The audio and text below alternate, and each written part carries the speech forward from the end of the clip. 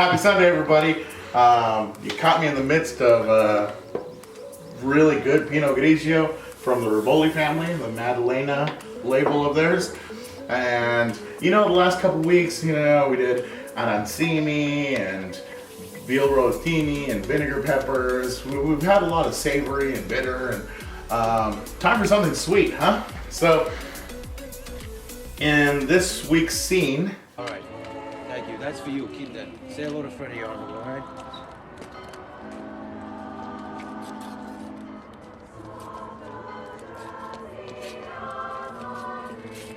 Now this is technically the second ice cream cone. I skipped the one in the first episode when Big Pussy Bompacero was intimidating that HMO guy. What, had them pay claims for MRIs that never happened? The paperwork will look just like the real. Well, how do I not get caught? But we're circling back and we're taking care of it this week. So this week's recipe comes out of Entertaining with the Sopranos by Carmela Soprano.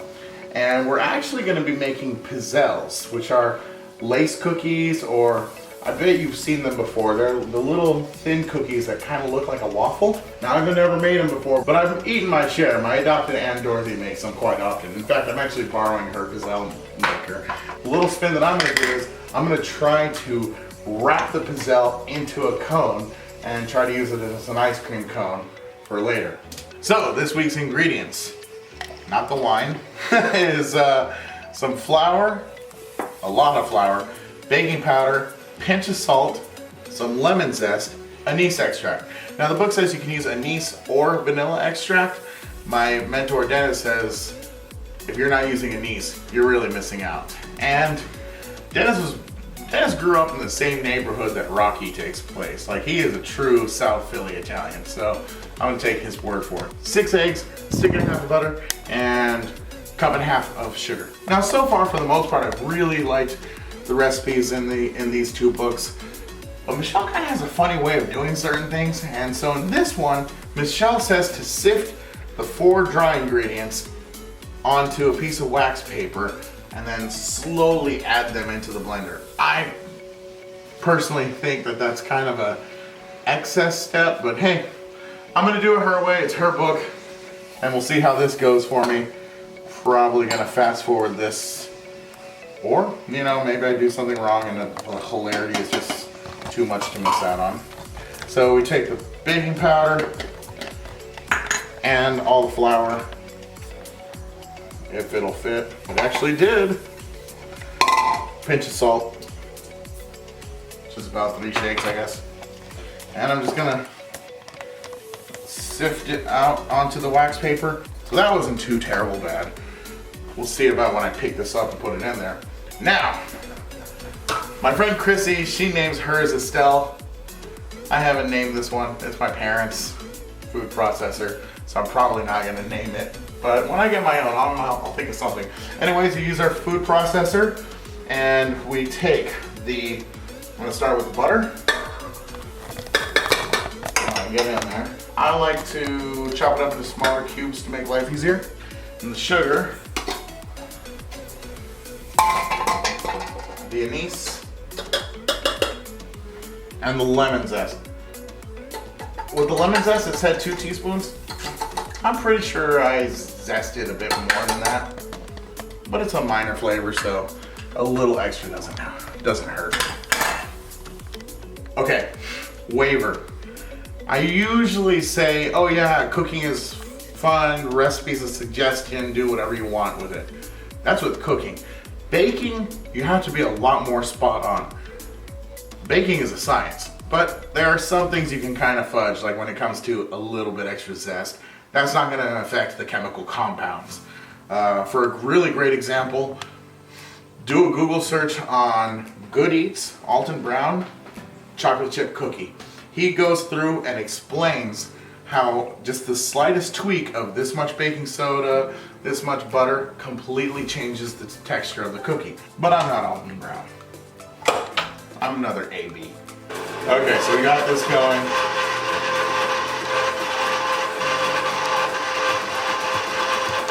I have my buddy Chase here and all his equipment, and his mic is way better than my mic, so I shouldn't have to talk too loud, but Still gonna talk a little loud. Let the machine do its work.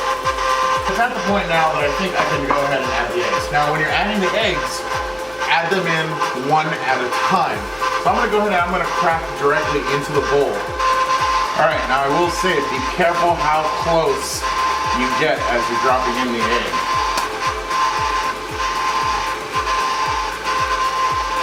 Like that, for example, I almost lost. Don't forget to scrape the sides every once in a while. Okay, at this point I'm gonna go ahead and I'm gonna try to put in the dry ingredients. I think this is what Michelle had in mind when she wrote this portion.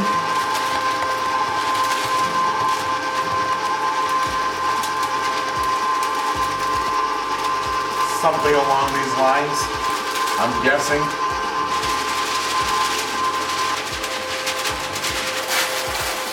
I'm gonna be honest, I think I moved a little bit fast on that, but it's all in there. I gotta tell you, that method, this is the fastest blended cookie dough I've ever seen before. So it was effective. You win this round, Michelle. Now this point is pretty much done, I think. I just gonna let it blend in a little bit more.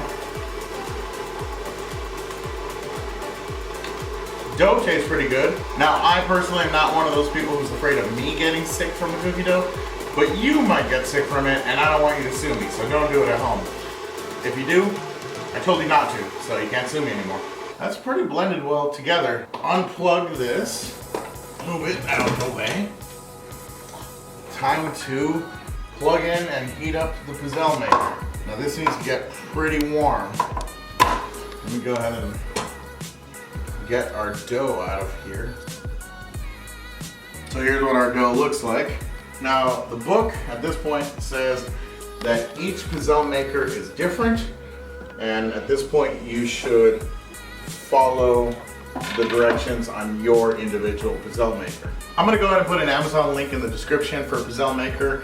Make sure that just like a waffle maker, you use plenty of spray. For this specific pizzelle maker, I'm going to be using a tablespoon of dough, and they only have to be in there for about a minute. So I kind of got to act quick, and an egg timer would be helpful in this, which I really should have thought of beforehand, but I'm going to pull them out. I'll leave one regular, and then I'm going to try to cone the other to use as an ice cream cone. We'll see how this experiment turns out.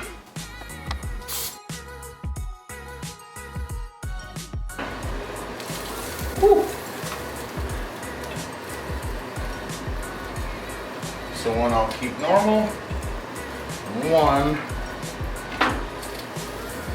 I'm going to try to roll into an ice cream cone.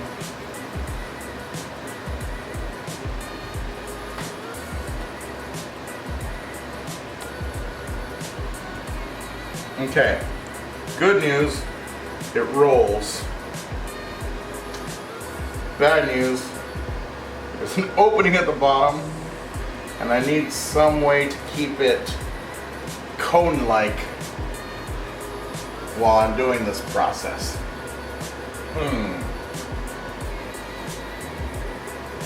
But it's kind of staying, so.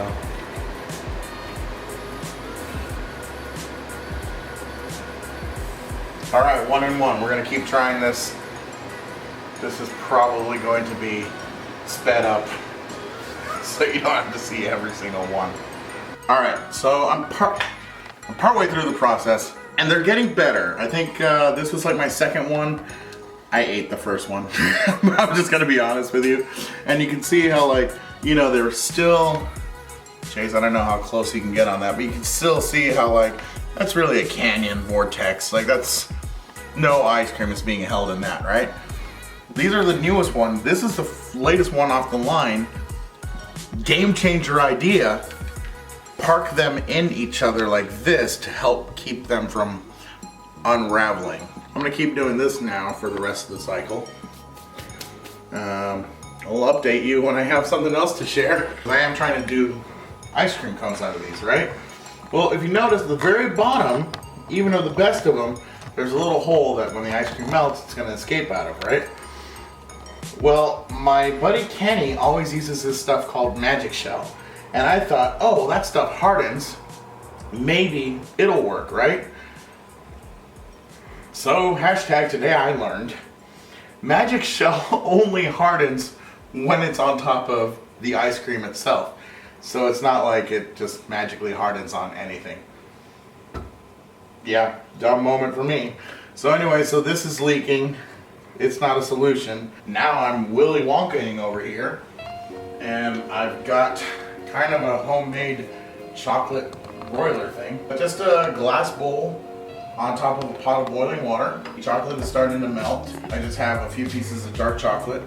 Once they melt to a specific point, I'm gonna take some of these cones that have the bottom sealed off the most, like these guys over here, and I'm gonna try to pour some chocolate down there and hope that it'll be enough to stop up any ice cream loss. This could be the winning one.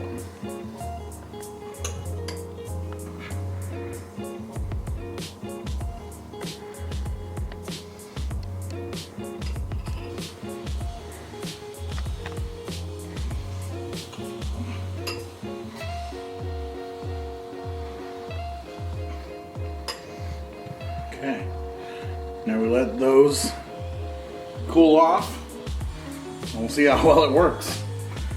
They've solidified enough. This one I think is the best of the group.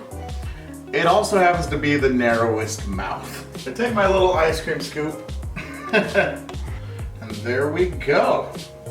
Now that I have actual ice cream on there, shake well. Oh, can I do this one-handed? I can.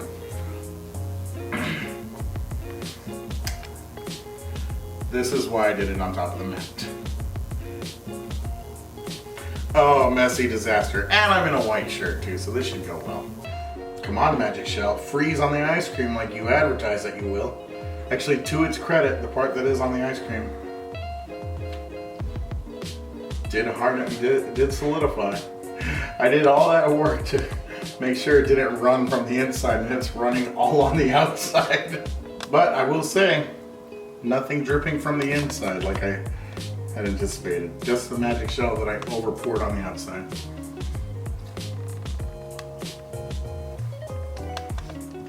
It works. It was a long, painful process. And I gotta be honest, if you're gonna make pizzelles, just use them as a cookie. But I did prove that my theory about using them as a waffle cone would work. So, as I always say, cooking is about having fun, trying out new things, explore. How, you know, if you have an idea, roll with it. I mean, what's the worst that happens? You throw it away, give it to the dog. Like, it's have fun in the kitchen. Don't be afraid of it.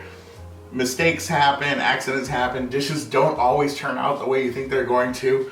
But these still really taste good, right, Chase? They really do. So, you know, if nothing else, you can at least scoop a bowl of ice cream and use this as a nice crumble on top. By the way, you can't feed dogs chocolate. You say give it to the dog. It doesn't work. Yeah, don't feed the dog chocolate. I realize there's chocolate in this one, but you know, if you like make like meat or something like that, like don't give them chicken bones either. That's another bad one. But the point is, mistakes happen in the kitchen. It's okay, just write it off, keep going. This is a tasty mistake. Actually, I'm not gonna call this a mistake, it just didn't work as well as I had hoped. For another sweet experiment, make sure to subscribe. Next week, I'm gonna be making donuts, but again, with a twist. Oh man, this is so messy and so good. Hit me up on my Instagram, Facebook, all my social medias. They should be scrolling down to the bottom. Again, please subscribe, like, share. If you try this on your own, please send me a picture. Let me know how it turned out for you. Have a great week. Manja.